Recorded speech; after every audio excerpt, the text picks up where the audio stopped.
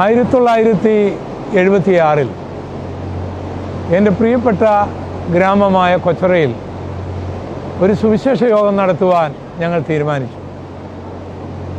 Pastor എംപോലൂസിൻ്റെ team അതിനുവേണ്ടി കൊച്ചറയിൽ വന്നു. അന്ന് പ്രശസ്ത ഗായകനായിരുന്ന കല്ലിയൂർ കുഞ്ഞുമോൻ പാട്ടുപാടുവാനും വന്നു. കൊച്ചറയിലെ SNDPക്കാർ അവരുടെ സ്ഥലത്ത് യോഗം നടത്തുവാനായിട്ട് അനുവദിച്ചു.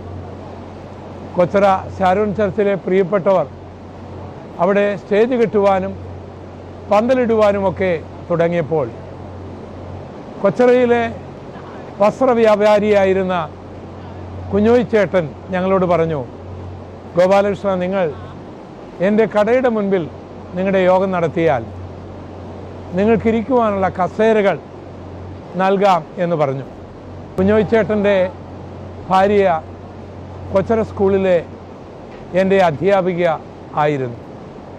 അങ്ങനെ ഓർത്തഡോക്സുകാരനായ കുഞ്ഞോയി ചേട്ടൻ്റെ കടയുടെ മുൻപിൽ കൊച്ചറ ടൗണിൽ ഞങ്ങൾ മീറ്റിംഗ് ക്രമീകരിച്ചു.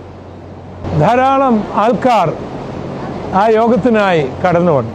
അന്ന് ഞാനായിരുന്നു പ്രസംഗിക്കേണ്ടത്. ഞാൻ പ്രാർത്ഥിച്ച് പ്രസംഗത്തിനായി ഒരുങ്ങിക്കൊണ്ടിരിക്കുമ്പോൾ വേദിയിലേക്ക് എൻ്റെ മൂത്ത സഹോദരൻ പൊന്നപ്പൻ കടന്നു വന്നു. അദ്ദേഹം എൻ്റെ അടുക്കൽ വന്നിട്ട് ചെവിയിൽ പറഞ്ഞു, നീ പ്രസംഗിക്കുന്നതിന് മുമ്പ് എനിക്ക് ചില നിമിഷങ്ങൾ നൽകണം, എനിക്ക് ചില കാര്യങ്ങൾ പറയാനുണ്ട്. ഞാൻ ഓർത്തു, എന്തായിരിക്കും എൻ്റെ ജ്യേഷ്ഠൻ പറയുവാൻ പോകുന്നത്? എനിക്കെതിരായിട്ടാണോ, സുവിശേഷത്തിനെതിരായിട്ടാണോ? ഒന്നും എനിക്ക് മനസ്സിലായില്ല. എങ്കിലും എൻ്റെ ജ്യേഷ്ഠന് ഞാൻ സമയം അനുവദിച്ചു. അദ്ദേഹം മൈക്കിൻ്റെ മുൻപിൽ വന്നു നിന്നു. ഞങ്ങളുടെ കൊച്ചറ നിവാസികൾക്കെല്ലാം അത്ഭുതകരമായിരുന്നു.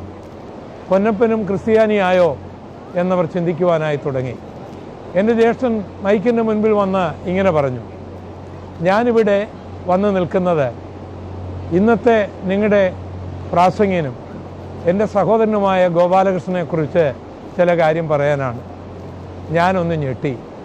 എന്തായിരിക്കും എൻ്റെ ജ്യേഷ്ഠൻ പറയുവാൻ പോകുന്നത്? അദ്ദേഹം ആ കഥ പറയുവാൻ തുടങ്ങി. ഇന്നത്തെ നിങ്ങളുടെ പ്രാസംഗികന് 1 വയസ്സ് പോലും പ്രായമില്ലാതിരുന്ന സമയം എൻ്റെ അച്ഛനും അമ്മയും ഞങ്ങളും എല്ലാവരും ഒരു യാത്രയ്ക്കായി ആലപ്പുഴ ബോട്ട് ജെട്ടിയിലായിരുന്നു. നല്ല തിരക്കായിരുന്നു അന്ന്. ബോട്ട് കാത്തുകൊണ്ട് ഞങ്ങൾ ഇരിക്കുന്ന സന്ദർഭത്തിൽ ഒരു മനുഷ്യൻ അവിടേക്ക് വന്നു. ആ മനുഷ്യൻ ഞങ്ങളുടെ ആരുടെയും അനുവാദം ചോദിക്കാതെ ഈ ഗോപാലകൃഷ്ണനെ കരങ്ങളെടുത്തു. അദ്ദേഹം കണ്ണുകൾ അടച്ചു. അദ്ദേഹത്തിൻ്റെ ചുണ്ടുകൾ ചലിക്കുന്നുണ്ടായിരുന്നു. കണ്ണിൽ നിന്നും കണ്ണുനീര് ഒഴുകുന്നുണ്ടായിരുന്നു. പ്രാർത്ഥനയ്ക്ക് ശേഷം അദ്ദേഹം നിങ്ങളുടെ പ്രാസംഗികനെ അമ്മയുടെ കരങ്ങളിൽ ഏൽപ്പിച്ചു. അപ്പോഴേക്കും അദ്ദേഹത്തിൻ്റെ ബോട്ട് വന്നിരുന്നു. താൻ ആ ബോട്ടിൽ ചെന്ന് കയറി. അപ്പോഴാണ് ഞാൻ ഒരു കാര്യം കണ്ടത്. അദ്ദേഹം പ്രാർത്ഥനാ സന്ദർഭത്തിൽ അവിടെ വെച്ചിരുന്ന തൻ്റെ കുട എടുക്കുവാൻ മറന്നുപോയിരുന്നു. ഞാൻ ആ കുട എടുത്തുകൊണ്ട് ഓടി.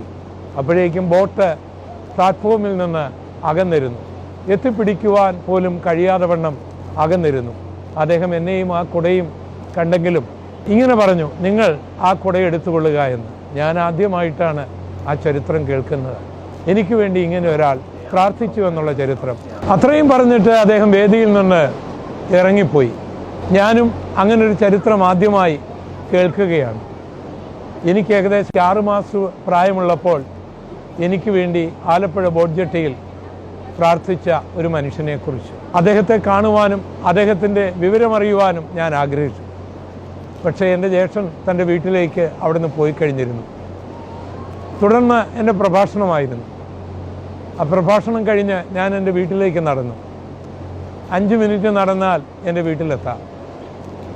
ഞാൻ എൻ്റെ വീട്ടിലേക്ക് നടന്നു പോകുമ്പോൾ എനിക്ക് വേണ്ടി പ്രാർത്ഥിച്ച ആ മനുഷ്യനെക്കുറിച്ചുള്ള കാര്യങ്ങൾ അറിയുവാൻ, അദ്ദേഹത്തോടൊന്ന് നന്ദി പറയുവാൻ എൻ്റെ ഹൃദയം വെമ്പൽ കൊള്ളുകയായിരുന്നു.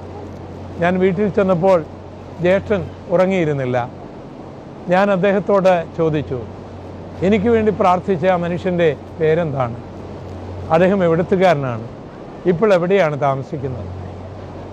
എൻ്റെ ജ്യേഷ്ഠൻ്റെ മുഖത്തേക്ക് നോക്കി ചിരിച്ചുകൊണ്ട് പറഞ്ഞു, അതൊന്നും നമുക്കറിഞ്ഞുകൂടാ. നമ്മൾ യാത്രയിലായിരുന്നു, ആദ്യമായി കാണുകയാണ്. അദ്ദേഹത്തിൻ്റെ പേരും നാളുമൊന്നും നമുക്കറിഞ്ഞുകൂടാ. അപ്പോൾ ഞാൻ നിരാശനായി. എങ്കിലും ചോദിച്ചു, കണ്ടാൽ എങ്ങനെ ഇരിക്കും അദ്ദേഹം? കണ്ടാൽ ഏകദേശം ഒരു 70-80 വയസ്സ് തോന്നിക്കും. കാരണം തലമുടിയും താടിയുമൊക്കെ നരച്ചതായിരുന്നു. വയറുവരെ നീണ്ടുകിടക്കുന്ന താടിമീശ ഉണ്ടായിരുന്നു. എങ്കിലും നല്ല ആരോഗ്യമുള്ള ഒരു മനുഷ്യനായിരുന്നു. ഇത്രയും എൻ്റെ ജ്യേഷ്ഠൻ പറഞ്ഞപ്പോൾ അദ്ദേഹം ഒരു മനുഷ്യനാണെങ്കിൽ ഇപ്പോൾ ജീവിച്ചിരിക്കുവാൻ സാധ്യതയില്ല എന്ന് ഞാൻ കണക്ക് കൂട്ടി. പ്രിയപ്പെട്ടവരെ, ഈ സാക്ഷ്യം ഞാൻ എന്തുകൊണ്ടാണ് നിങ്ങളോട് പറഞ്ഞത്? ഒരു ഹൈന്ദവ കുടുംബത്തിൽ ജനിച്ചു വളർന്ന ഞാൻ യേശുവിനെ സ്വീകരിക്കുമെന്നും ഒരു സുവിശേഷകനായി തീരുമെന്നും ദൈവത്തിന് അറിയാമായിരുന്നു. ദൈവം ആ വൃദ്ധനായ മനുഷ്യന് ശിമയോനെ പോലെ അത് വെളിപ്പെടുത്തിക്കൊള്ളു. ആ ബോട്ട് ചട്ടി അല്പസമയം ദൈവ സാന്നിധ്യം കൊണ്ട് നിറഞ്ഞു. അദ്ദേഹത്തിൻ്റെ കരങ്ങളിൽ ഞാൻ അമർന്നു. ആ വൃദ്ധനായ, ആ ഭക്തനായ, ദൈവനിയുക്തനായ ആ ദൈവദാസൻ്റെ പ്രാർത്ഥന, അനുഗ്രഹം പ്രചോദനമായി മാറി. പിന്നീട് ഞാൻ വളർന്നപ്പോൾ മദ്യത്തിൻ്റെയും മയക്കുമരുന്നിൻ്റെയും ഒക്കെ വഴിയിലൂടെ അല്പം സഞ്ചരിച്ചു. സുവിശേഷ വിരോധിയായി ബൈബിൾ തെറ്റാണെന്ന് സമർത്ഥിക്കുവാൻ പരിശ്രമിച്ചു. പക്ഷേ സമയമായപ്പോൾ, ആ പ്രാർത്ഥനയുടെ മറുപടിക്ക് സമയമായപ്പോൾ ഞാനും യേശു കർത്താവിനെ രക്ഷകനായി സ്വീകരിച്ചു. സ്നാനപ്പെട്ട് യേശുവിനോട് ചേർന്നു. ഒരു സുവിശേഷകനായി തീരുവാൻ ദൈവം എനിക്ക് ഭാഗ്യം നൽകി. എനിക്ക് വേണ്ടി പ്രാർത്ഥിച്ച, എന്നെ സമർപ്പിച്ച ആ ഭക്തനായ മനുഷ്യൻ എൻ്റെ സാക്ഷ്യം കേട്ടിരിക്കുവാൻ സാധ്യതയില്ല. ഞാൻ രക്ഷിക്കപ്പെട്ടുവെന്നും ഞാനൊരു സുവിശേഷകനായി തീർന്നുവെന്നും അദ്ദേഹം ഒരുപക്ഷെ അറിഞ്ഞെന്ന് വരികയില്ല. കർത്താവ് താൻ ഗംഭീരനാദത്തോടും പ്രധാന ദൂതൻ്റെ ശബ്ദത്തോടും ദൈവത്തിൻ്റെ കാഹളത്തോടും കൂടെ സ്വർഗത്തിൽ നിന്ന് ഇറങ്ങി വരുമ്പോൾ ക്രിസ്തുവിൽ മരിച്ചവർ ഉയർത്തെഴുന്നേൽക്കും. ജീവനോടിരിക്കുന്നവർ രൂപാന്തരപ്പെടും. യേശുവിനെ എതിരേൽക്കുവാൻ മേഘങ്ങളിൽ എടുക്കപ്പെടും. ഇതാണ് ബൈബിൾ പഠിപ്പിക്കുന്നത്. 1 തെസ്സലോനിക്കർക്ക് എഴുതിയ ലേഖനം 4:16 എഴുതിയിട്ടുണ്ട്. അന്ന് ആ വൃദ്ധനായ ദൈവഭക്തനും ഉയർത്തെഴുന്നേൽക്കും. ഞാൻ ജീവനോടിരിക്കുന്നുവെങ്കിൽ ഞാൻ രൂപാന്തരപ്പെടും. യേശുവിനെ എതിരേൽക്കുവാൻ മേഘങ്ങളിൽ എടുക്കപ്പെടും. ഞാൻ പ്രസംഗിക്കുന്ന, ഞാൻ ആരാധിക്കുന്ന യേശുവിനെ കാണും. ആ മുഖത്ത് ഞാൻ ചുംബനങ്ങൾ അർപ്പിക്കും. ആ കൈകാലുകളിലെ മുറിവുകൾ നോക്കും. അതിനുശേഷം ഞാൻ യേശു അപ്പച്ചനോട് ചോദിക്കും, യേശുവേ, എനിക്ക് 6 മാസം പ്രായമുണ്ടായിരുന്ന സന്ദർഭത്തിൽ എനിക്ക് വേണ്ടി പ്രാർത്ഥിച്ച ആ മനുഷ്യൻ എവിടെയാണ്? അദ്ദേഹത്തെ എനിക്കൊന്ന് കാണിച്ചു തരാമോ? നിശ്ചയമായിട്ടും യേശു ആ മനുഷ്യനെ കാണിച്ചു തരും. ഞാൻ അദ്ദേഹത്തിൻ്റെ അടുക്കിലേക്ക് ചെല്ലും. എന്നിട്ട് ചോദിക്കും, താങ്കൾക്ക് എന്നെ അറിയാമോ? ആലപ്പുഴയിലെ ബോട്ട് ജെട്ടിയിൽ ഒരു കുഞ്ഞു പൈതലിനെ കരങ്ങളിലെടുത്ത് പ്രാർത്ഥിച്ചില്ലേ? അന്നൊരു കുടം നഷ്ടപ്പെട്ടില്ലേ? ആ കുഞ്ഞ് ഞാനായിരുന്നു. ആ വൃദ്ധനായ മനുഷ്യൻ്റെ സന്തോഷം എത്ര വലുതായിരിക്കും! യേശുവിനെ രക്ഷകനായി സ്വീകരിച്ചതിന് ശേഷം ആലപ്പുഴയിൽ അനേക മീറ്റിങ്ങുകളിൽ ഞാൻ പ്രസംഗിച്ചിട്ടുണ്ട്. ബോട്ടുകൾ ഹയർ ചെയ്ത് പ്രിയപ്പെട്ടവരുമായി കടന്നുപോയി കർത്താവിൻ്റെ സാക്ഷ്യം വഹിച്ചിട്ടുണ്ട്. അതുമാത്രമല്ല, ആലപ്പുഴയിലെ ഫിനിഷിംഗ് പോയിന്റിൽ ഞാൻ വിവാഹ ശുശ്രൂഷ നടത്തിയിട്ടുണ്ട്. ഇന്നിവിടെ ഞാനും എൻ്റെ ഭാര്യയും എൻ്റെ പ്രിയമകൻ ജോബിയും റീജയും എൻ്റെ കൊച്ചുമക്കൾ ജൊവാനയും ജെനിറ്റയും ഒക്കെയായിട്ട് മിൽഫോർഡ് സൗണ്ടിൽ ഈ ചെറിയ കപ്പലിൽ ഈ മനോഹരമായ ദൃശ്യം കണ്ടുകൊണ്ട് യാത്ര ചെയ്യുകയാണ്. ദൈവത്തിൻ്റെ വഴികൾ. കോവിഡും ന്യൂമോണിയയും എന്നെ ഒന്നിച്ച് ബാധിച്ച് മരണത്തിൻ്റെ തണുത്ത കരങ്ങളിലേക്ക് ഞാൻ പോയതാണ്. എന്നാൽ കർത്താവ് ഇറങ്ങി വന്നു. ഡോക്ടർമാർ കൈവിട്ടുപോയി, രക്ഷപ്പെടുകയില്ല എന്ന് പറഞ്ഞതാണ്. വാക്സിനൊന്നും അന്ന് ഞങ്ങൾക്ക് ലഭിച്ചിരുന്നില്ല. ദൈവം എന്നെ സൗഖ്യമാക്കിയതുകൊണ്ട് നിങ്ങളോട് സാക്ഷ്യം പറയുവാൻ, നിങ്ങളോട് ഈ വചനങ്ങൾ പറയുവാൻ ദൈവം എനിക്ക് ഭാഗ്യം നൽകി. പ്രാർത്ഥിക്കുന്ന ദൈവദാസന്മാരെ, ദൈവദാസിമാരെ, മാതാപിതാക്കളെ, നിങ്ങളുടെ പ്രാർത്ഥന നഷ്ടമാകുകയില്ല. പ്രാർത്ഥന കേൾക്കുന്ന ഒരു ദൈവത്തോടാണ് നമ്മൾ പ്രാർത്ഥിക്കുന്നത്. സമയമാകുമ്പോൾ നിങ്ങളുടെ മകൻ, നിങ്ങളുടെ മകൾ ദൈവഭാഗത്തേക്ക് വന്നിരിക്കും. സമയമാകുമ്പോൾ നിങ്ങളെ ഇന്ന് എതിർക്കുന്നവർ, സുവിശേഷത്തെ എതിർക്കുന്നവർ, ബൈബിൾ തെറ്റാണെന്ന് പറയുന്നവർ എന്നെപ്പോലെ മാനസാന്തരപ്പെട്ട് സുവിശേഷം പറയുവാൻ ഇടയാകും. അതുകൊണ്ട് പ്രാർത്ഥന കുറയ്ക്കരുത്. നിരന്തരമായി പ്രാർത്ഥിക്കുക. അനുഗ്രഹിക്കുവാൻ ലഭിക്കുന്ന അവസരങ്ങളിലൊക്കെ അനുഗ്രഹിക്കുക. അതിന് മറുപടി ഉണ്ടാകും. നിശ്ചയം ദൈവം നിങ്ങളെ ധാരാളമായിട്ട് അനുഗ്രഹിക്കട്ടെ. ദൈവത്തിൻ്റെ അതിപരിശുദ്ധമായ നാമം വാഴ്ത്തപ്പെടുമാറാകട്ടെ. 1974 ഓഗസ്റ്റ് മാസത്തിലാണ് ഞാൻ ആദ്യമായിട്ട് യേശുവിനെ ഒരു പരസ്യയോഗത്തിൽ എൻ്റെ സ്വന്തം ദേശത്ത് പ്രസംഗിക്കുവാൻ ഭാഗ്യം ലഭിച്ചത്. 50 വർഷം പിന്നിടുകയാണ്. തിരിഞ്ഞു നോക്കുമ്പോൾ ഉയർച്ചയുടെയും താഴ്ചയുടെയും അംഗീകാരത്തിൻ്റെയും അവഗണനയുടെയും അഭിമാനത്തിൻ്റെയും അപമാനത്തിൻ്റെയും ഒക്കെയുള്ള അനുഭവങ്ങളിലൂടെ കടന്നുപോയി. അനേകരുടെ പ്രാർത്ഥനയും അനേകരുടെ കൈത്താങ്ങലുകളും ആവോളം എനിക്ക് ലഭിച്ചു.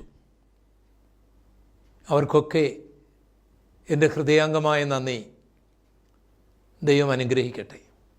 സുവിശേഷ നിമിത്തം ആശ്ലേഷിച്ചവരും അടിച്ചവരുമുണ്ട്. സുവിശേഷ നിമിത്തം ബഹുമാനിച്ചവരും കാർക്കിച്ച് തുപ്പിയവരുമുണ്ട്. സുവിശേഷ നിമിത്തം അംഗീകരിച്ചവരും പുറത്താക്കിയവരുമുണ്ട്. വിശപ്പ് സഹിക്കുവാൻ കഴിയാതെ പൈപ്പിലെ പച്ചവെള്ളം കുടിച്ച് വയറ് നിറച്ച് മൈലുകളോളം നടന്ന് കടത്തിണ്ണകളിൽ ഉറങ്ങിയ കാലഘട്ടങ്ങളുമുണ്ട്. ഇവിടെയെല്ലാം ഞാൻ വിശ്വസിക്കുന്ന യേശു വിശ്വസ്തനായിരുന്നു. ആ കർത്താവ് തൻ്റെ കരത്തിൽ എന്നെ പിടിച്ചതുകൊണ്ട് മാത്രമാണ് എനിക്കിന്നുവരെ ഈ സുവിശേഷ പോർക്കളത്തിൽ നിൽക്കുവാൻ ഇടയായത്. തുടർന്നും നിങ്ങളുടെ പ്രാർത്ഥന എനിക്ക് ആവശ്യമുണ്ട്. എൻ്റെ ജീവചരിത്രത്തെ ആധാരമാക്കി 3 പുസ്തകങ്ങൾ രചിക്കപ്പെട്ടിട്ടുണ്ട്. അതിലൊരു പുസ്തകമാണ് അപമാനങ്ങളിൽ മറഞ്ഞിരുന്ന അനുഗ്രഹങ്ങൾ എന്ന ഈ പുസ്തകം. ഇതനേകർക്ക് അനുഗ്രഹമായി, നിങ്ങൾക്കും അനുഗ്രഹമാകുമെന്ന് വിശ്വസിക്കുന്നു. നിങ്ങളുടെ ആത്മാർത്ഥമായ പ്രാർത്ഥന തുടർന്നും ഉണ്ടാകണമേ എന്ന് അപേക്ഷിക്കുന്നു. എല്ലാവർക്കും നന്ദി. കർത്താവിന് മഹത്വം.